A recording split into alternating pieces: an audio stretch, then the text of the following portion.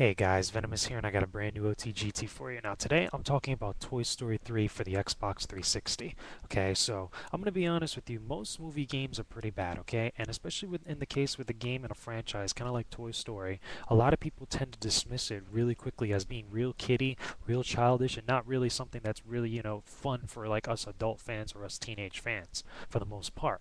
Okay, let me tell you guys something about this. Okay, went into what is it, playing Toy Story. Kind of like I try to keep an open mind. I'm like, okay, this is gonna probably be very kiddie. I keep hearing good things about it, but I'm not really gonna expect much. And then when I actually played the game, I was blown away about how actually fun this game is. Okay, to be honest with you, I played this a little bit of the story mode, okay, here and there, and then I went into the toy box mode. Okay, the toy box mode is probably the best thing that this game has going for it. Okay, because it is so surprisingly fun on some of the things you can do and some things you have to do, like the missions and stuff, that you can't stop playing it. It's one of those games that kind of clicks onto you and you don't even realize it. Okay, the best part about it is that you get a selection of three different characters to play as. You get Woody, Jesse, and Buzz. Okay, I'm pretty sure a lot of you want to play with Buzz Lightyear, but I'm pretty sure there's other fans out there that are fans of Woody and Jesse. Okay, but me personally, I play with Buzz Lightyear. Okay, and I messed around and stuff. You could build your own town with different buildings and stuff that you have a selection of. You could customize the buildings. You could customize the town folk, which are like these little Lego slash what is it? What they call Tonka builds, kind of like characters. For you guys have seen them when you were younger and stuff, but they're all over the place. You could actually customize their outfits, their what is it? Their makeup. What is it? You could customize the town buildings with different wallpapers, different paint, different accessories you could put on there. You could put what is it? Customize the position of the different town buildings.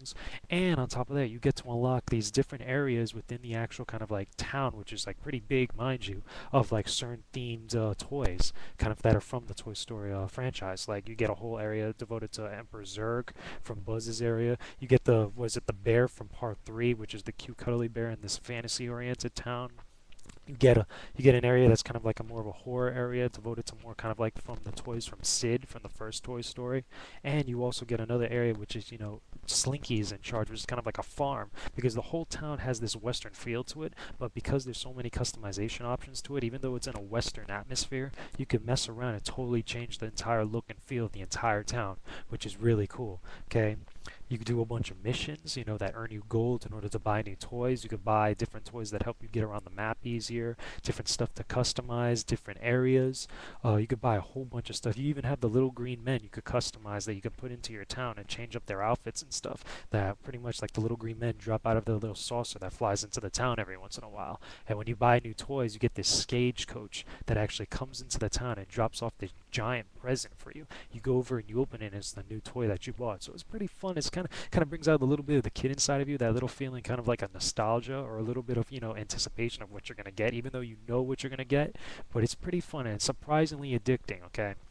The story mode, when you first boot up the game, it's in the actual, what is it? It's in the guise of an actual game board where you have the option to go to toy box mode, to story mode, look at all the goodies and stuff that you have unlocked during the course of the game. It's a bunch of different stuff you could do.